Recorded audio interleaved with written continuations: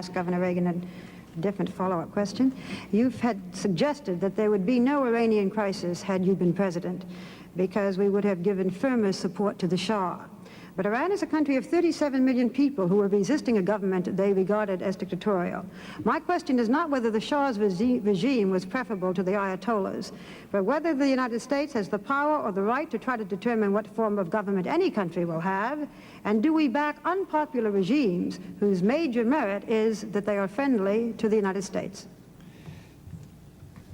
The degree of unpopularity of a regime, when the choice is total authoritarianism, totalitarianism, I should say, in the alternative government, makes one wonder whether you are being helpful to the people. And we've been guilty of that. Because someone didn't meet exactly our standards of human rights, even though they were an ally of ours, instead of trying patiently to persuade them to change their ways, we have, in a number of instances, aided a revolutionary overthrow which results in complete totalitarianism instead for those people. And I think that this is a kind of a hypocritical policy when at the same time we're maintaining a détente with the one nation in the world where there are no human rights at all, the Soviet Union. Now, there was a second phase in the Iranian affair in which we had something to do with that. And that was we had adequate warning that there was a threat to our embassy, and we could have done what other embassies did, either strengthen our security there or remove our personnel before the kidnap and the takeover took place. Governor, I'm sorry, I'm still...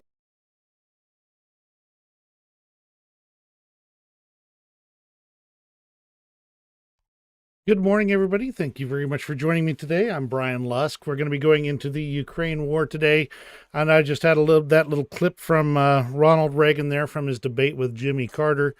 Wanted to kind of share it with you real quick, and maybe that might spark some discussion, some thoughts for today, where it's clear that the U.S. at various times in its history, including some of its recent history, has backed regime change or the wrong horse, for lack of a better way to say it, in various countries that where we've backed basically an option for totalitarianism because they might be more friendly with us and then paid the consequences later. We're seeing that with Iran today, actually, where a lot of the backing that we had for the change in government ended up really not paying off for us at all. In the long term, though, we really need to have a freedom bias where the most important thing that we can support is the thirst for freedom from tyranny. So let's go ahead and get started on the overall situation today. Let's go ahead and get into the first big bit of news, and that is this assassination attempt on the captain of a 295 strategic bomber at his home, apparently in, I don't remember the location right now, so bear with me a second. In Ingalls. He was located in Ingalls. Apparently he was shot twice. The last word we have is that this pilot, or the commander of this 295 bomber, was not killed, but was in fact still alive as of the last information we had. The thing is that if they're tracking down the soldiers, especially the pilots, well behind the front lines, what's that say about the security situation in Russia? These are men who are active combatants in the battlefield. Just because they are not sitting at in Ukraine itself, remember that many of these bombers don't even have to enter Ukrainian territory in order to drop their lethal payloads. Just because he's not right there in Ukraine itself does not mean he is not an active combatant in this war. Crazy stuff here. This Major Oleg Sergeyevich that was shot over in Ingalls. They do report that this man was directly involved in missile strikes and civilian objects in Ukraine and the deaths of civilians. But more interesting is this statement here. The main intelligence directorate warned that everyone bombing Ukraine has a full name and address. But the boys didn't believe it at first. So the situation over there, the pilots are now starting to think, the Ukrainians might know exactly who I am, where I live, and exactly what address to find me at any particular point in time, which will make each of their missions just that much more of a nerve-wracking situation for them. Interestingly, it seems that they've got a Russian military propagandist going around trying to minimize the situation, saying it was just a domestic conflict, that he was only shot and he was just injured, and that he actually kind of resigned a long time ago anyway. But they're trying to prevent their pilots from panicking. And they definitely don't want to make it clear that Ukraine has enough influence inside of Russia to be able to pull off an actual assassination attempt, or potentially even worse, a successful assassination of Russian soldiers and pilots on Russian territory. Quite the crazy situation that happened around the 2nd or 3rd of this last week. The next big information comes from Lysychansk over in Luhansk. The Luhansk People's Republic Minister of Emergency Situations, Alexei Potoshenko, was killed as a result of shelling of now here's where things get a little bit murky. There's a reports it's a cafe. There's reports it's a bakery. There's a lot of reports about this. So we're going to kind of go through the sources, mostly so you can see it and make your own judgments on this one. By the way, Paul, glad to have you on board. Thank you very much for joining me live. And as well, Lucille, thank you very much. Glad to have you as well.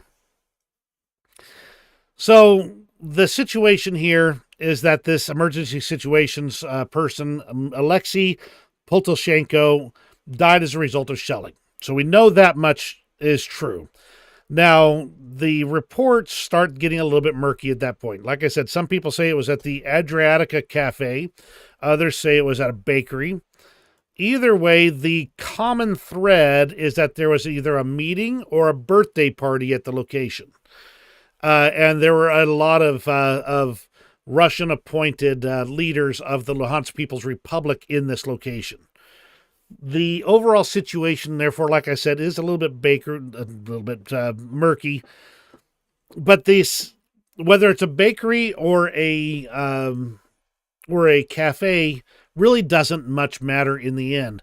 The Russians are reporting between 28 and 29 people killed, including civilians at this point, though they also report the deaths of several high-ranking officials and Russian authorities. He was only appointed to the position just this last September, and the reports are a little bit murky, but they believe that there's a birthday party of his deputy, Ivan Zushma, at this cafe. Oops, I got to translate my BBC Russian real quick here. There was also reported that 2 deputies of the municipal district of the city of Lysychansk were killed, Artem Trochansky and Ivan Zushma, which I already mentioned already, and that the result of the attack, him himself was killed. So overall, we've got several high-ranking officials in the Luhansk People's Republic having died, at least at this point in time. The situation where it becomes a cafe or a bakery starts getting extra murky, as in what was he doing at a bakery? The others say it could have been a drinking session, but done at the bakery location because there was a birthday of one of these people there. They do report that they believe it was HIMARS that did the strike. And overall, just again, the situation's clear. We've had some high-ranking people killed. Likely there were some civilian casualties as well.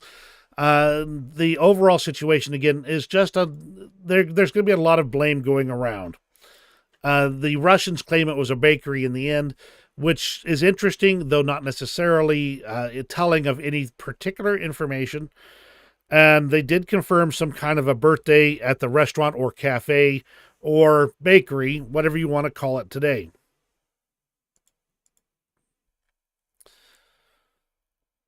There is a little bit of extra information from War Translated over at Dimitri at War Translated. According to Russian sources, the strike was adjusted by someone present at the venue or nearby, knowing the positions of the attendees. So this was a very targeted, very specific strike that was put right into this place. Names, now he didn't have the names confirmed at that time. We've had them confirmed since then. But the people that were there were public prosecutors, policemen, local deputies, and defectors. So we've got basically a who's who of people that Ukraine doesn't like right now. And if there was actually somebody who was kind of talking this in, it's interesting to note that those. My belief is that the partisan movement in the area is strong.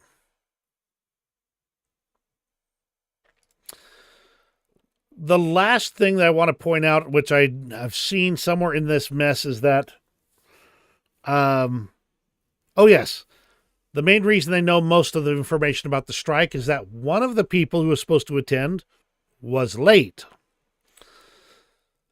And he got to witness the entire strike. So now we've got a situation where if you showed up late to a party and that party got bombed before you got there, who are they going to be looking at first? So that person probably better think about maybe making a run for the border as fast as he can, preferably without a rifle. Maybe see if he can get out of there really fast.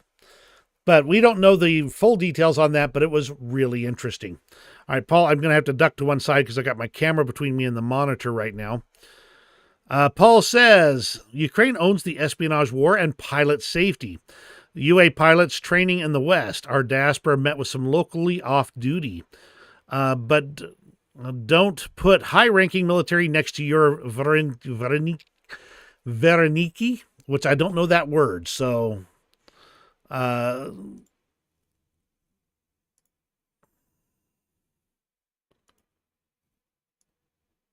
you're going to make me pull out some translate here. Nope, I don't know what that means. So I assume that's some kind of equivalent of civilians or something like that. But overall, yeah, I mean, oh, pastry. Gotcha. Interesting. That's fun. That's fun. All right, Paul, thank you very much. I am still reading, by the way. Thank you. So that's the situation over in Lysychansk as best I've been able to narrow down. Some high-ranking officials managed to get taken out. While they were at a birthday party, there was potentially some civilian casualties associated as well. The reports of a Russian Mi-8 helicopter going down were confirmed by the Russians. However, this was done into Russia's Karelia territory at Lake Onega, and that they have been recovering the helicopter and the remains there as well. Don't believe enemy action, as in Ukrainian action, were a role in that helicopter going down, but there might be something come out later.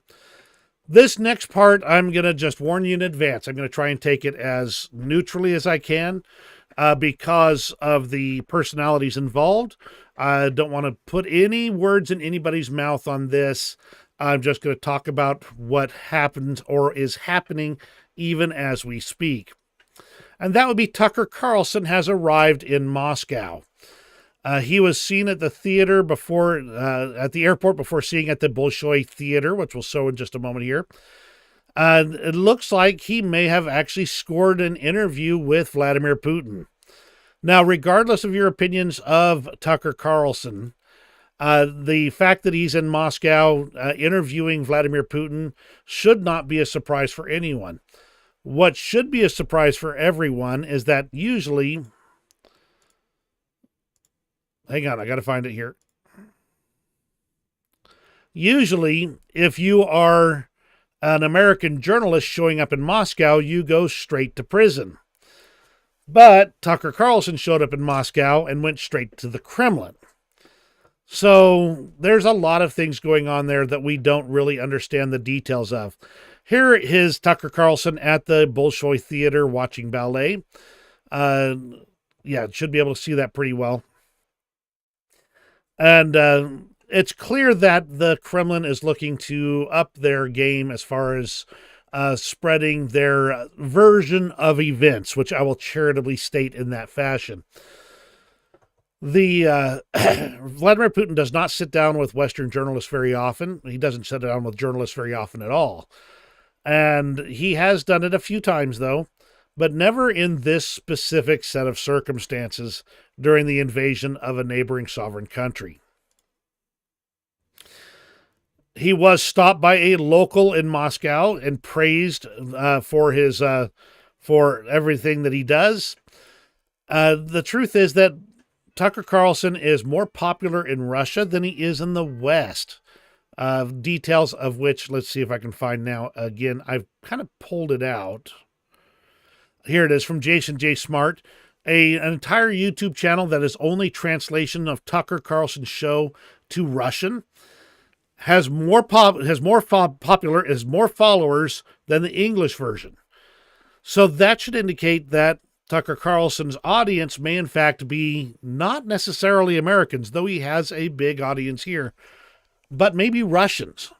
So just a thought process on this one. Again, I do not want to throw shade on Tucker Carlson. He is he has every right to do whatever he wants in this regard, except for a couple of details, which I will touch on in just a moment.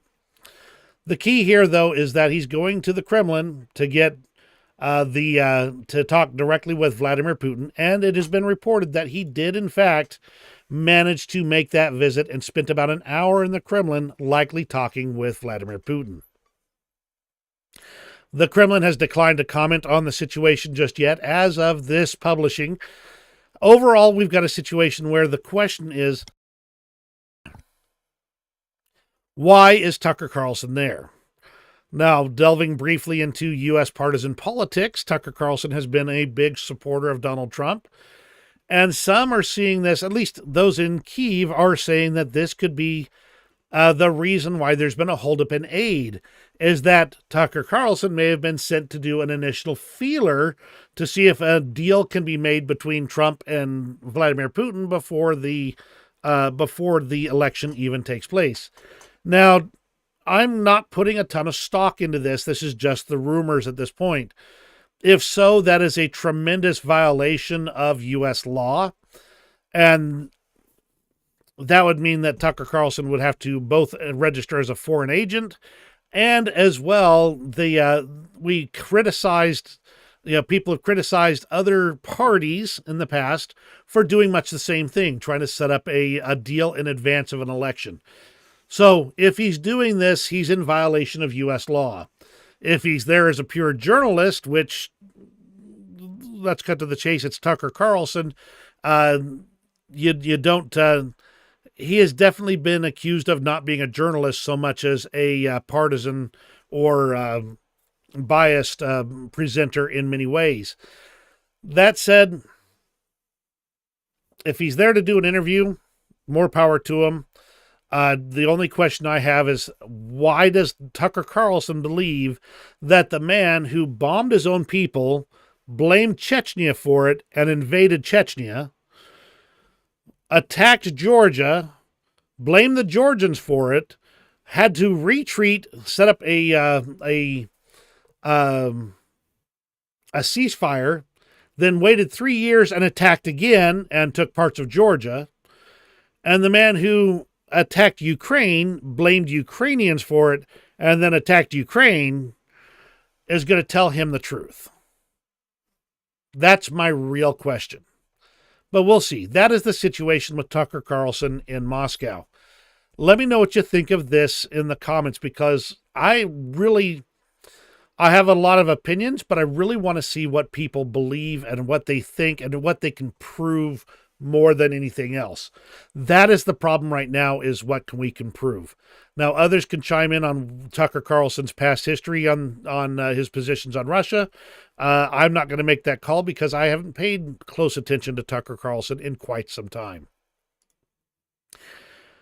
Kind of as an opposite end of it, while the Kremlin and Vladimir Putin are sitting down with a Western journalist, we have Volodymyr Zelensky actually going straight up to Zaporizhia, getting within 500 meters of the front line. and visiting with his soldiers in Robotyne. He awarded some crosses of military merit, gave some presidential awards, and visited with the soldiers for a little while in the frontline town of Robotyne, which, to put it into perspective for you, let me go ahead and move over there on the map. Here is Robotyne, right here. Here's the front line, literally within a few hundred meters of the front lines here. So that is where you'll find Volodymyr Zelensky right now. Well, not right now, but you'll find him on the front lines. You'll find him among the people. You'll find him trying to speak and talk to the people, as opposed to where the Kremlin has their priorities. There's a lot of talk about the Ukrainian military and some awards presented. A lot of interesting. Let me go ahead and mute this because I don't remember what the music was like on that one. But this is Zelensky himself showing up at frontline positions. He's not sticking himself in a little bunker anywhere. He's up there speaking with the soldiers themselves. It's what a leader should be doing in a situation like this, in a country at war. And regardless of what you think of Zelensky himself, this is pretty impressive. Now, moving on from that, just a nice little comparison between the two leaders right now, just right on top of it. We're going to move into the situation in Ukraine in just a moment. Is there any questions before I move on? I'll go ahead and make a quick pause here for that.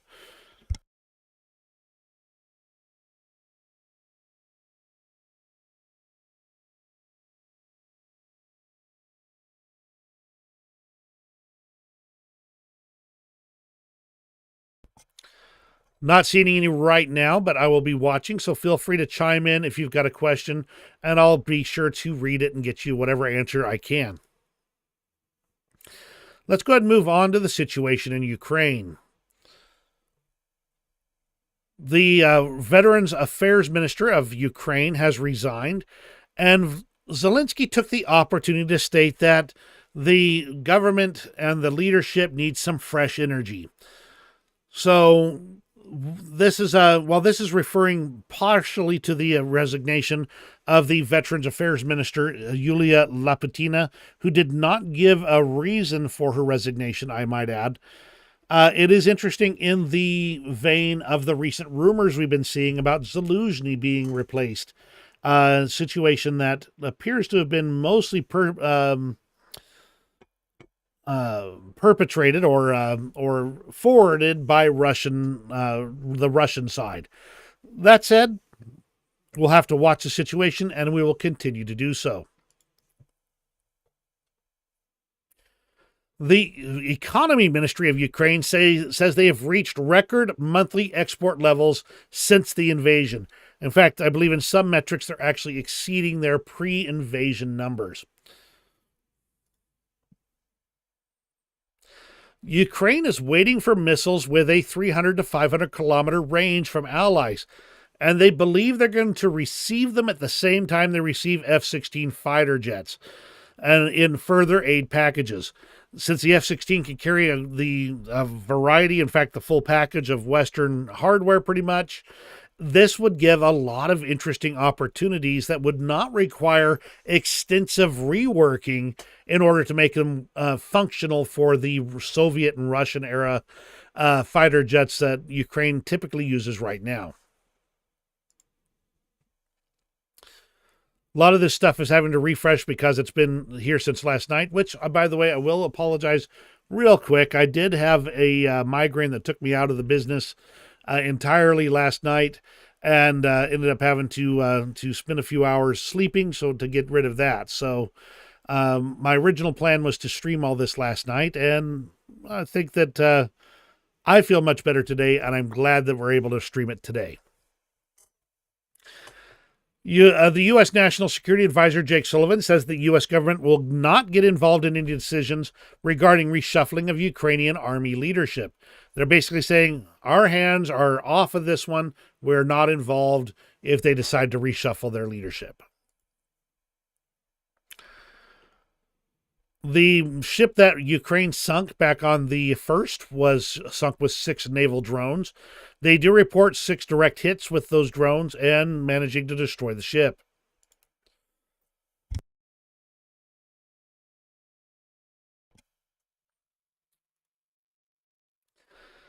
Now, there's been a little bit extra confidence on the part of the Ukrainians. From Nizhpapa, who is the commander of the naval forces of the armed forces of Ukraine, Vice Admiral Alexei Nizhpapa believes that the Crimean bridge built by the occupiers is not worthy by the end of the year. They believe they're going to be able to take it down before the end of the year. We'll see. As I said when they were talking about all the we'll be within Crimea by the end of the year, I said I'll believe it when I see it. It has nothing to do with believing or not believing in what Ukraine can accomplish. It's a matter of waiting for the facts to come out. Moving over to news out of Russia.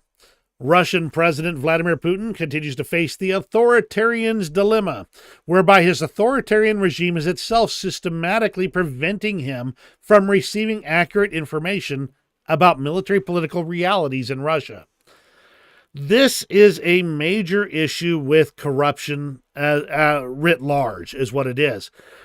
Vladimir Putin maintains his authority through the combination of corruption, paying off the oligarchs, and fear, suppressing all dissent through whatever means he has to do so. But the problem is that once you set that up, people don't ever want to tell you what you don't want to hear. So if you were the guy that walked in and told, Vladimir Putin, we have lost 50 tanks in the last 3 days in repeated pushes into Ukraine, your life might be forfeit. Therefore, you want to be the guy who shows up in Ukraine and shows up in Vladimir Putin's office and says, "Oh, we managed to capture another kilometer of territory." Not that they lost 50 tanks to do it. So this is a real situation that Vladimir Putin has put himself in over time. It'll be interesting to see if he can find a way to overcome it. Ukrainian strikes reportedly temporarily slowed down Russia's production of Lancet loitering munitions. The Lancets are some of the most effective drones used on the battlefield by the Russian side and are very much used to strike Ukrainian forces on the front lines. They're relatively short range, but very effective at doing so.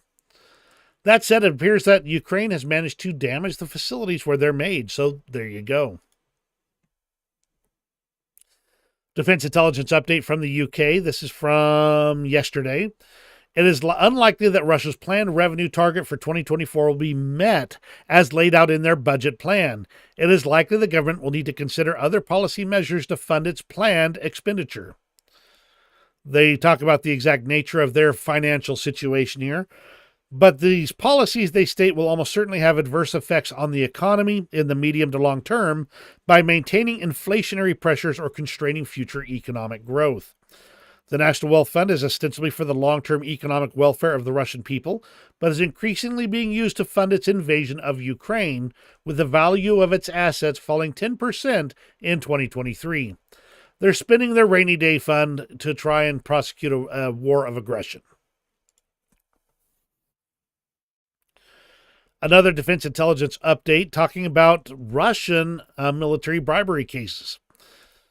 They're talking about the corruption in the army. This has been a systemic issue. In fact, commanders often have their soldiers give them bribes to prevent them from going to the front lines, to let them go on leave, to do a variety of things that should be provided as a matter of course. But you grease the right commander's palm, and now you don't have to go to the front lines today. Pretty crazy, and corruption runs deep in the Russian military.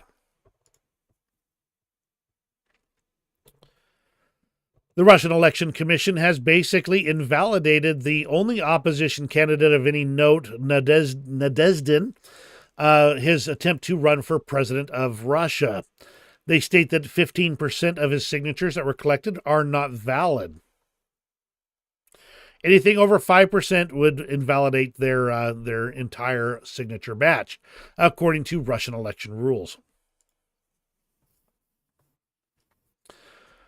Ukraine continues to attack Russian refineries, this time in Volgograd.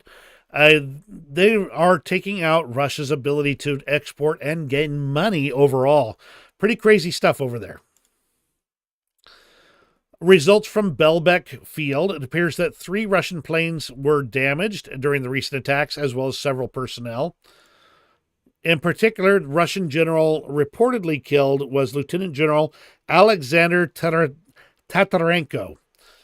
He was in overall charge of the base, and this was, in fact, one of their best defended bases in the Black Sea region. Don't know if you can hear it. That's the church bells across the street. It'll be done in just a second here. Here's some photos of the damage done to Belbek Airfield. Interesting to see. I don't see any signs of airplanes, but that looks like it's more of the command building instead. So that would be the reason that general was taken out. Remember when the A-50 was shot down over the Sea of Azov? Well, there was some pointing out being done that if it was done by the Russians, as in a friendly fire incident, then there would be no change to how the A-50s were flown after that point. But it looks like the Russians have become less active in the Sea of Azov since, which would definitely indicate that it was enemy action that took down that aircraft. They operate less from the Sea of Azov, and they are operating farther from the front lines. They're basically dropping bombs from as far away as they can while still getting anywhere near their target, which means not very near at all.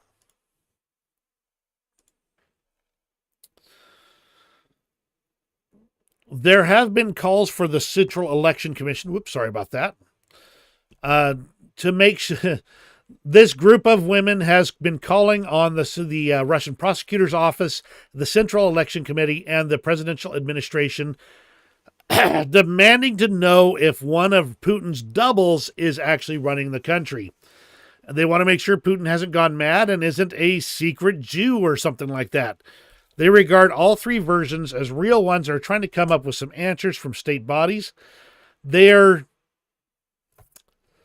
This was fueled by a recent interaction between one of the Vladimir Putins, I don't know which one, where he stood in a crowd of people for a photo op, and he's asked by one of the people, "Are you Putin?" And his answer is, "Yes, for now I am." For now I am is such an interesting thing to say at that point.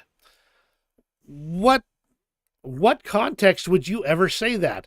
Now, if you asked me if I was, an active YouTuber, I'd say, yeah, for now I am, maybe. I am, so that would make sense. But if you ask me if I'm Brian, I'm never going to say for now.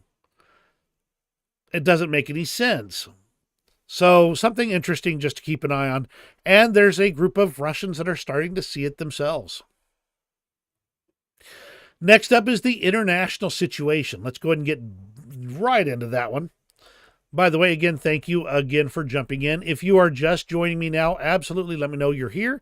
And put a comment in there. And any questions or comments are greatly appreciated.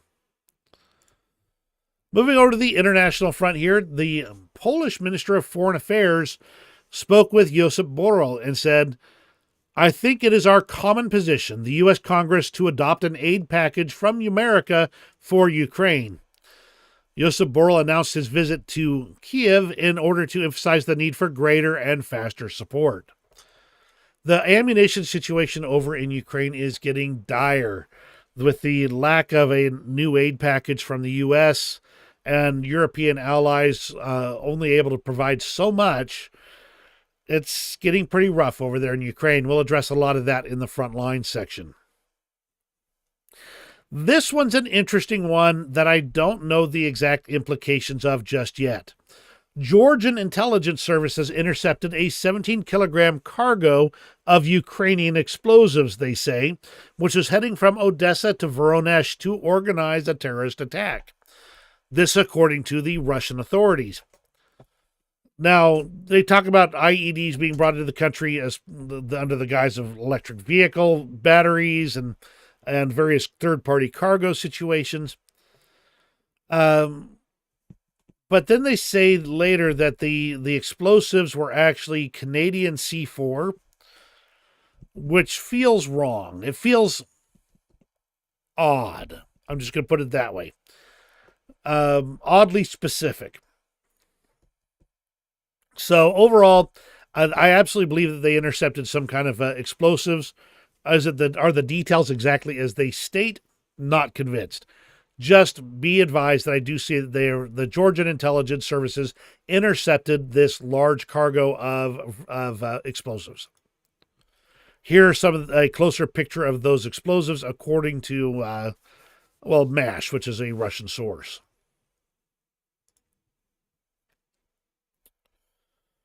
Portugal and Ukraine have signed a memorandum on restoring Ukrainian schools. That's a lot of countries are volunteering to help out with the reconstruction, and schools are going to be a major part of that.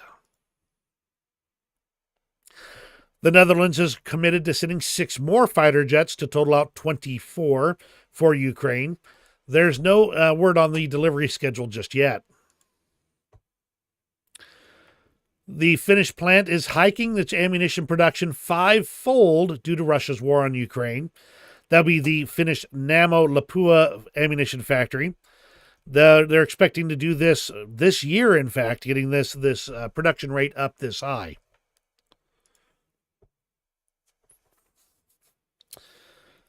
Over in Britain, though, they're warning that the UK military remains unprepared for all-out war.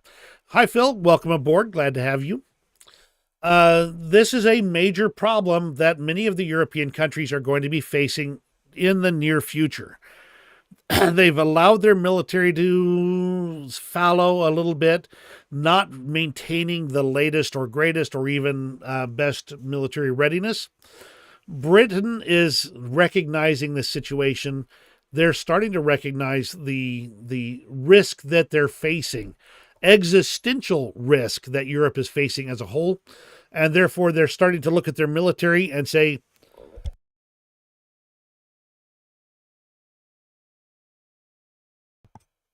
sorry about that. They're looking at their own militaries and saying, we need to be ready for that war.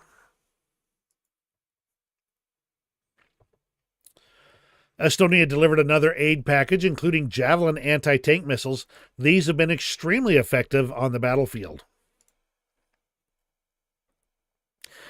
Canada has been working on decommissioning some rockets. Well, they've got 83,000 of them, so Ukraine said, pick me, I'll take them, and would love to see these 83,000 rockets or missiles.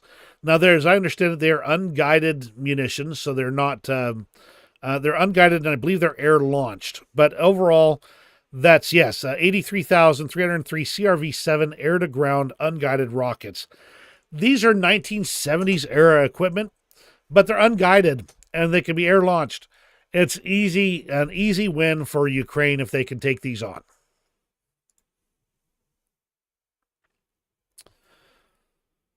The Bulgarian minister says that the pledged armored vehicles that they were going to send are on their way. That's 100 basically light BTR-style armored personnel carriers. So that's just one more piece of equipment coming to Ukraine. Phil says, our rockets do fly fairly fast, so they're fairly accurate. And that's a fair statement. Canadians are some of the toughest fighters out there. Don't tick them off and... just don't tick them off. Don't tick off Canadians. They're the nicest people, but if you tick them off, well, the Germans know what happened when you took off Canadians. Ex-Russian military officer is joining NASA for an ISS mission. Now, there's been a lot of outrage about this. I'm going to point out that Russia and the United States have had agreements to try and send each other's astronauts into space multiple times in the past, regardless of the tension between the two countries. This is one of the few situations where where this interaction makes at least some ongoing sense, and there's nothing political about it at this point in time. But still, it seems a little odd to see it at this point in time. Already spoke about that one. Let's go ahead and move on. There's already spoke about that one. There's just some of those Bulgarian armored vehicles there. This one is pretty crazy. Let me back this up to the beginning here. And let me see if I can get this big enough to... Does it overshoot? I think it's close enough. This is a situation where Ukrainian forces are over in Sudan facing down Wagner soldiers and capturing some of them and interrogating them. This is absolutely insane. This is information, by the way, from the Kyiv Post. And they've censored about everything they can about this, so I'm not worried about it. But Ukrainian forces are operating anywhere the Russian forces are operating as well. And they're making their mark. See that? Wagner PMC patches and things. So the Wagner soldiers are recruiting people from amongst the African population. And overall, sorry about that, I've got a green truck driving past. Got the window open because I've had cats sitting in the window today, so there's a little extra noise in the background. Anyway, so this is Ukrainian forces taking on Russian forces wherever they are, remembering that Russian forces have been recruiting in Africa for the purposes of basically sending soldiers to Ukraine. So wherever they are, they're being hunted down by Ukrainian forces. It's crazy.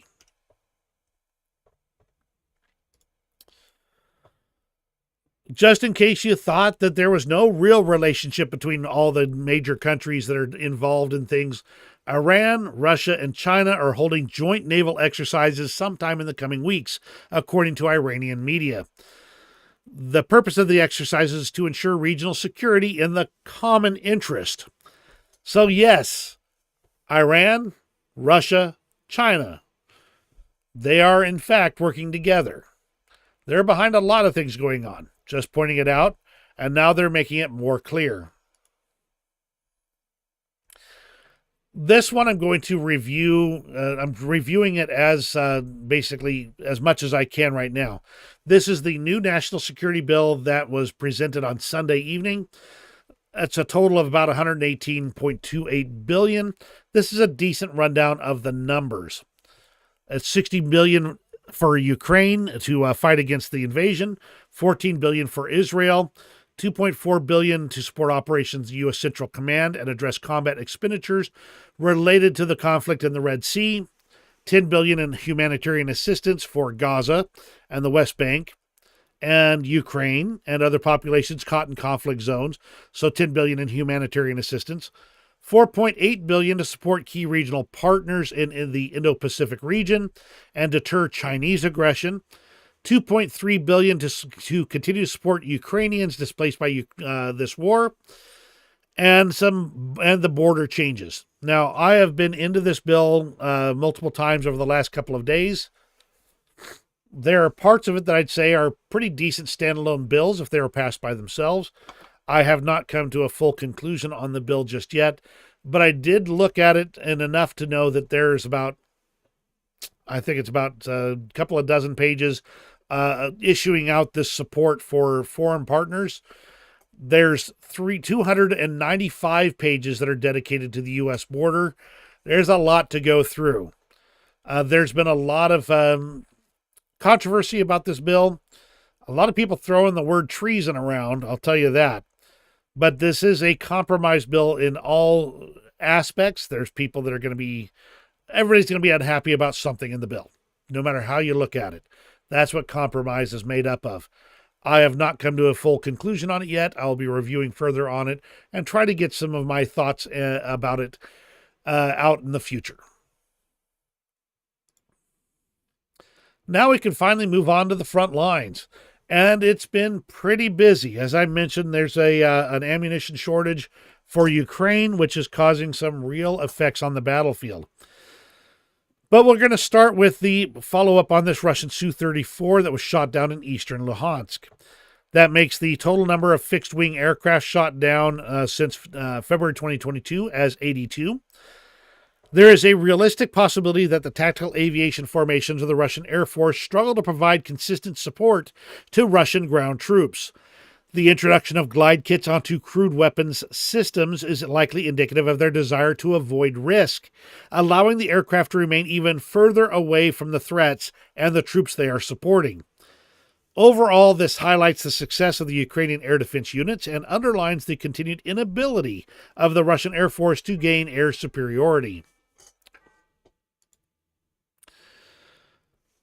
Open source investigations from the Institute for the Study of War indicate that Russian forces are benefiting from Ukraine's ammunition shortage and inability to conduct sufficient counter-battery warfare.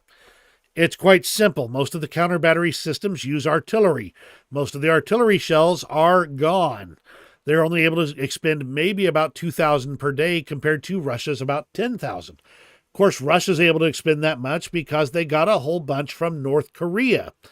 So overall, we're looking at a situation where the ammunition usage on the front lines, the lack of ammunition for Ukraine is causing real negative consequences for Ukraine.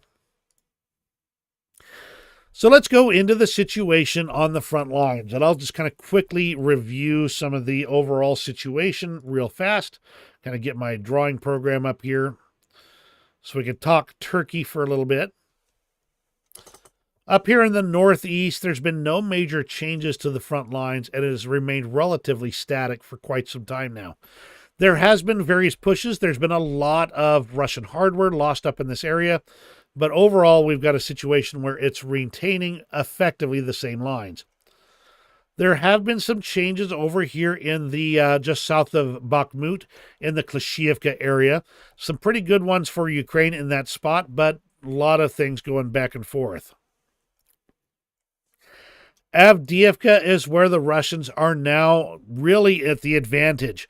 Ukrainians have been fighting hard, but this situation has very much changed. We'll go into the details there. No major changes over here in the Robotyne-Verbova axis area. The situation there is relatively stable, though Ukraine has been managing to make little tiny nibbles. And then we've got this situation in Krinky where things are getting really interesting. So we'll be looking at that one in more detail. That's the overall situation on the front lines.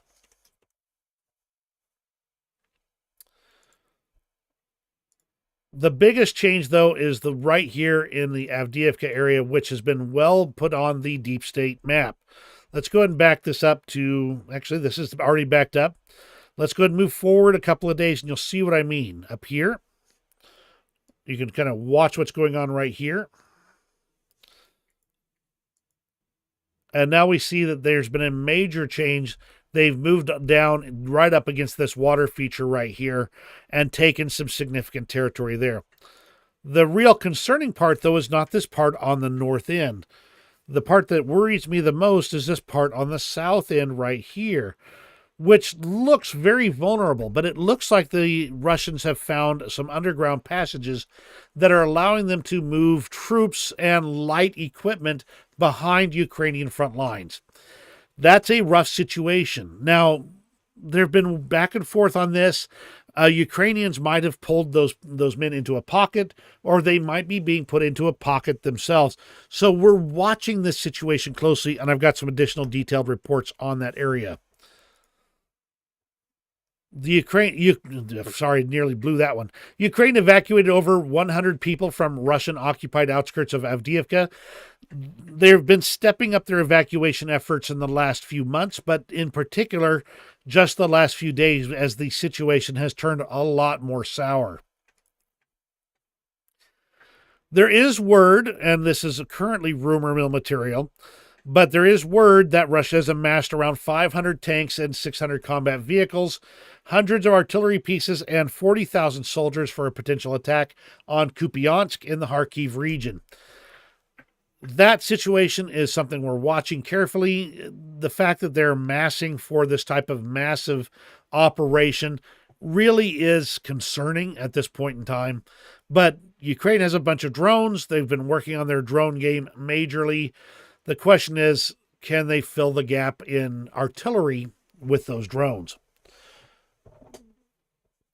Jerry says foggy weather made it possible to come in from the north. Exactly. Once the weather gets in a situation where Ukraine can't fly their drones, Russia can take advantage of that and move forward. And that's the situation on the north end of Avdiivka there.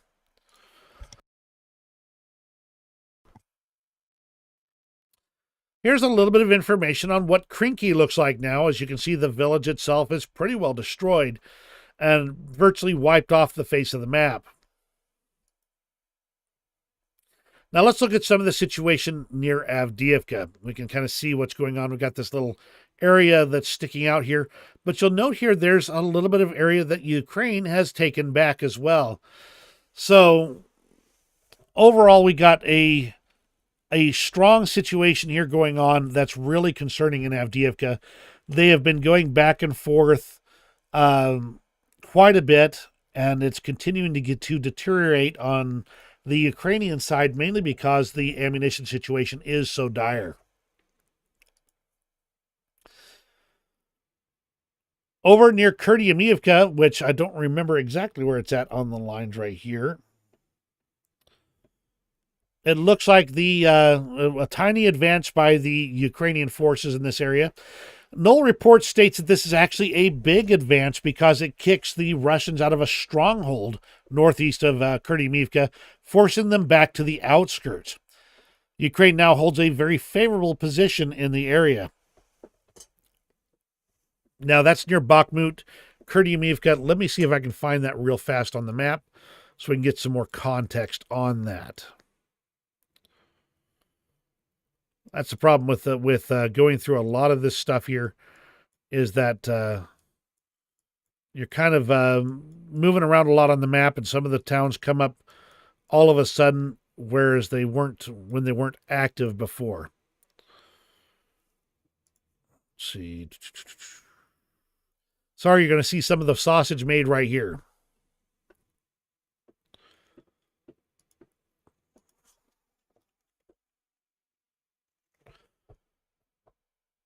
Kurdyamivka. There we go. Okay, so we're down. Oh, all the way down there. Okay, no wonder I wasn't sure where it was. I've not spent any time in that area. So they're saying that Ukraine captured this area right here. I wonder if we can pull up a topographical map here.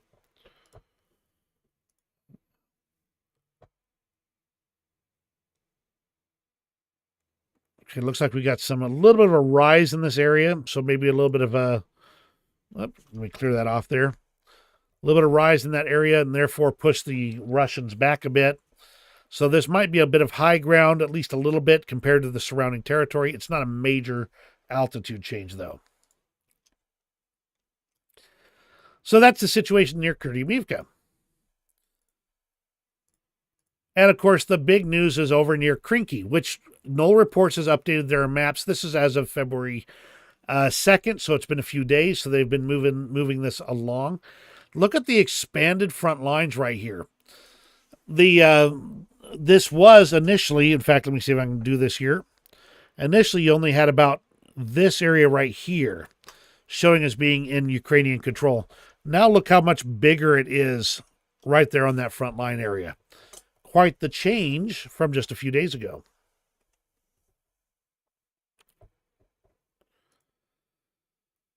Svatva Kislivka area, Tabiivka, has not been fully confirmed.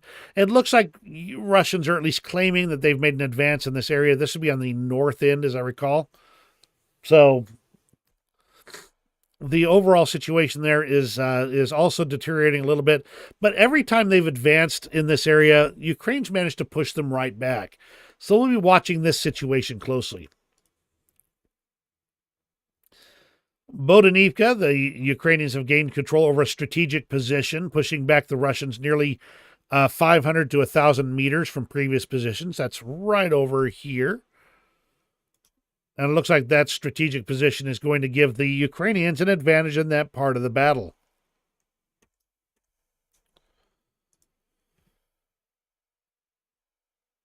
Here's the situation in Andriivka, which the Ukrainians managed to push the Russian troops back beyond the pond and reclaim their strategic positions there across the railway tracks.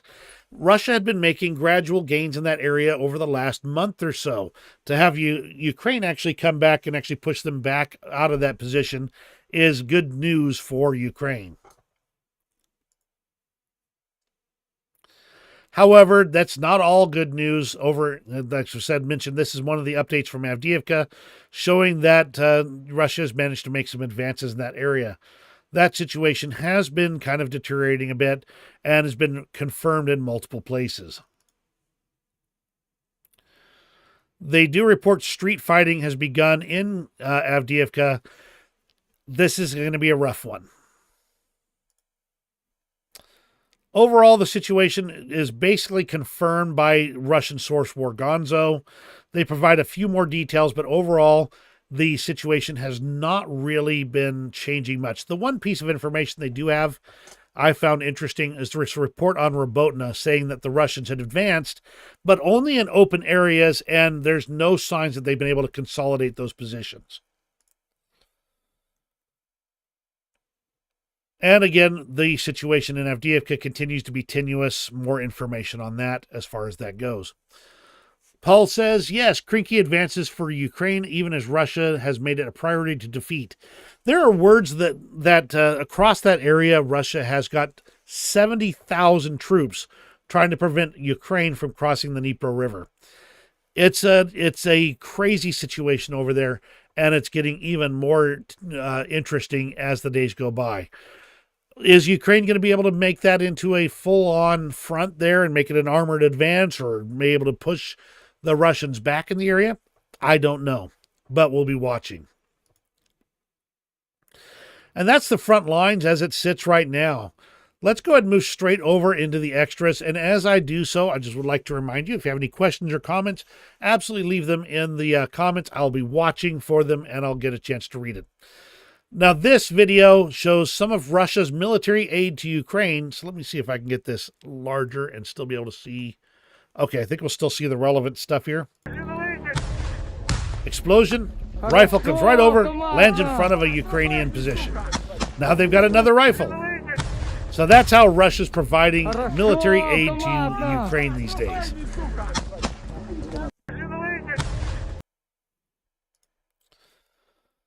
This is hearkening back to the retaking of Snake Island. But it's also just kind of a silly commentary here. Here is the reality: a barge holding a BM-27 Uragan floating in the Black Sea, attacking Snake Island. But Russians believe it was a HIMARS doing it, so here's a HIMARS on an air mattress for your visual effect. So that's just another funny one. I found some pretty funny ones this time, I'll tell you honestly. Then there's ones that are not funny at all. Here is an RPG warhead with a ring of F1 anti-personnel hand grenades. Wow, that will make quite the boom wherever it hits. Oof. And now we're down to just the cute, fun things here. Here is a parrot who's learned to imitate its owner's voice. Oh, I got to refresh here. Here's a parrot that's learned to imitate its owner's voice enough to calm the cat down and prevent him from getting aggressive again. I really find the cat really cute. He's confused as all get out, but not attacking anymore. He wasn't about to boop the bird on the beak. What can I say? I just love a good cat picture, but I love birds too. And we'll end off with this video showing how you hold the enemy back from taking your food. And that's everything for today. Thank you very much for joining me. I absolutely appreciate you being here and appreciate you being waiting till today to get this news. If you have any other questions or comments, absolutely leave them. I will be watching for them as the day goes on. Thank you again for joining me. You have a great rest of your day, and we'll see you on the next video.